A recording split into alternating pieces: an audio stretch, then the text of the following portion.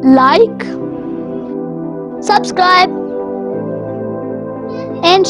share.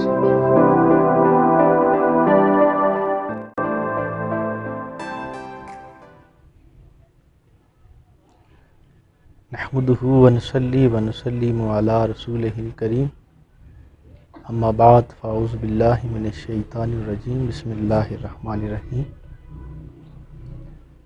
تمام دیکھنے والوں کو السلام علیکم ورحمۃ اللہ۔ عزیزان من، حضرت عبداللہ بن عمر بن خطاب رضی اللہ تعالیٰ عنہ روایت کرتے ہیں کہ نبی کریم صلی اللہ علیہ وآلہ وسلم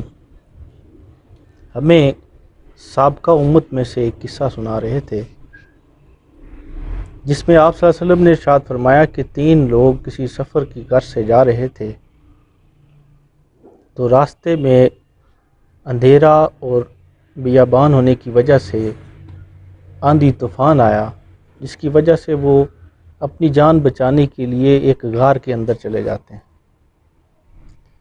جب وہ غار کے اندر جاتے ہیں تو ایک بڑا وزنی پتھر اوپر سے گرتا ہے اور غار کا منہ بند ہو جاتا ہے۔ تو وہ تینوں پوری کوشش کرتے ہیں اس پتھر کو گرانے کی، ہٹانے کی، مگر وہ پتھر اپنی جگہ سے ہلتا نہیں۔ پھر وہ تینوں جو ہیں وہ آپس میں بیٹھتے ہیں اور یہ فیصلہ کرتے ہیں کہ کیا پتہ اب ہم یہاں سے نکل بھی سکیں گے یا نہیں، ہماری تو یہاں کوئی آواز سننے والا بھی نہیں ہے۔ تو وہ تینوں نے یہ فیصلہ کیا کہ ہم ایسے کرتے ہیں کہ ہم اپنی اپنی جو زندگی میں یہ سمجھتے ہیں کہ ایسی نیکیاں کی ہیں، آؤ بیٹھ کے ان نیکیوں کا ذکر کرتے ہیں، ہو سکتا ہے اللہ پاک ان نیکیوں کی برکت سے ہمارے لیے کوئی راستہ نکل آئے۔ تو ان میں سے جو ایک شخص ہے وہ کہتا ہے کہ میں کبھی اپنے والدین جو ہیں ان سے پہلے کبھی اپنے بچوں کو دودھ نہیں دے سکا، اس وجہ سے کہ میرے والدین کا پہلے حق ہے اور میرے بچوں کا بعد میں حق ہے۔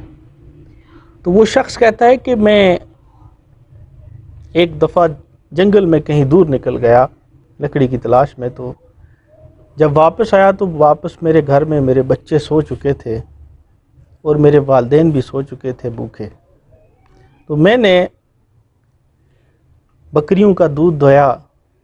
اور اپنے والدین کے پاس گیا تو وہ گہری نیند میں سو رہے تھے۔ اتنے میں بچوں کو بھوک نے ستایا، بچے بھی جاگ گئے، لیکن میں نے بچوں کو دودھ نہیں دیا، اس لیے کہ سب سے پہلے حق میرے والدین کا ہے، اور میں نے اس کشمکش میں میرے والدین جاگ جاتے ہیں اور میں نے پہلے ان کو دودھ پلایا اور پھر بچوں کو دودھ پلایا۔ تو یا باری تعالیٰ، اگر یہ میرا عمل تجھے پسند ہے تو ہمارے لیے کوئی راستہ نکال۔ تو اتنے میں غار کا جو پتھر ہے وہ تھوڑا سا سرک جاتا ہے، باہر کی روشنی اندر آتی ہے۔ اب دوسرا شخص کھڑا ہوتا ہے، وہ کہتا ہے کہ میرے پاس ایک مزدور تھا، مزدوری کرتا رہا میرے پاس،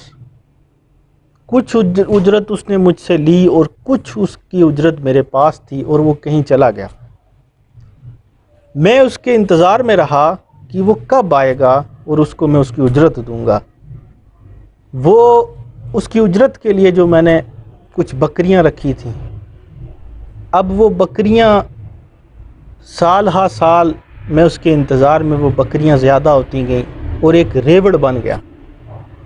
ایک دفعہ ایسے ہوا کہ وہ شخص واپس آیا اور اس نے کہا کہ میں آپ کے ساتھ آپ کے گھر میں ایک مزدوری کرتا رہا تو میری کچھ دنوں کی اجرت باقی تھی،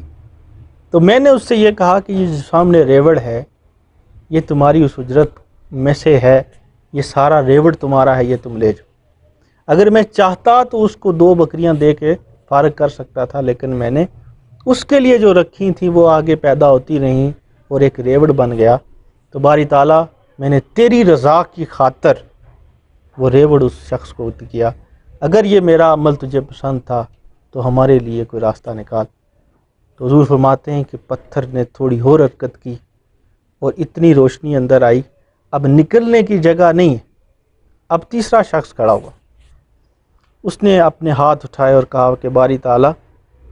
میری ایک رشتہ دار تھی، ایک چچا زاد بہن تھی، میں اس سے محبت کرتا تھا، میرا دل تھا کہ میں اس سے شادی کروں، اور میری حالت تھوڑی غریبی تھی، وہ تھوڑے پیسے والے تھے، تو میں نے جب اس کو اپنا پرپوزل بھیجا تو اس نے انکار کر دیا۔ تو بعد میں کچھ حالات ایسے آئے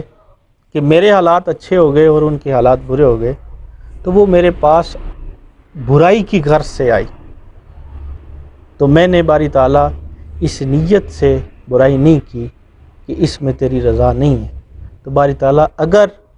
موقع ہوتے ہوئے بھی میں نے برائی نہیں کی، تو باری تعالیٰ اگر میرا یہ عمل تجھے پسند تھا تو ہمارے لیے کوئی راہ نکال، تو وہ پتھر ہٹ جاتا ہے اور وہ تینوں شخص جو ہیں، اشخاص ہیں، وہ نکل جاتے ہیں۔ تو اس حدیث مبارکہ سے ہمیں یہ سبق ملتا ہے کہ اگر ہم اپنے والدین کی خدمت کریں گے، ان کی نافرمانی نہیں کریں گے، تو اللہ ہمارے حال پر ہمارے اوپر ضرور فضل کرم فرمائے گا۔ دوسرا، اگر کسی مزدور کی اجرت ہم بر وقت دے دیں گے، تب بھی اللہ تعالی ہمارے اوپر خصوصی فضل و کرم فرمائے گا۔ اور تیسرا، اگر کوئی برائی کے لیے بلائے تو نہ جائیں، تو برائی سے رک جانا یہ بھی اللہ تعالیٰ کو پسند ہے۔ باری تعالیٰ سے دعا ہے کہ اللہ پاک ہمیں نیک اعمال کرنے کی توفیق عطا فرمائے اور آپس میں پیار اور محبت تقسیم کرنے کی توفیق عطا فرمائے۔ وآخر دعوانا ان الحمد للہ رب العالمین۔